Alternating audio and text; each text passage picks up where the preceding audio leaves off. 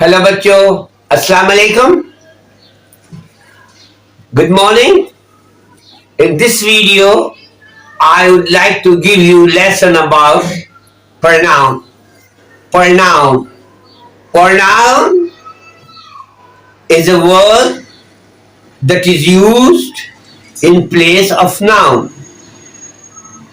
Pronoun वो लफ्ज है जो मेन नाउन की जगह लिखा जाता है या बोला जाता है.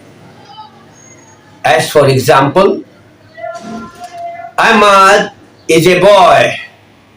Ahmad is a boy.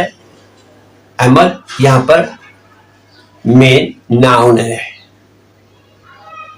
अगला जुमला अहमद के हवाले ही से मैं बात करूंगा. अगर तो Ahmad is a boy, he is a good student, he plays football.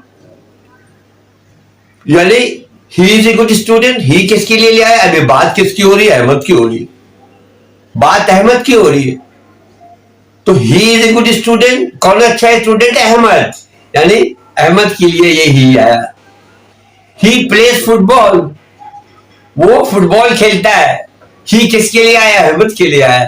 तो अहमद के लिए आया तो ही यहाँ पे प्रोनाउन है. इसी तरह ही और she, you, we, they, it ये प्रोनाउन में शामिल है. ठीक है.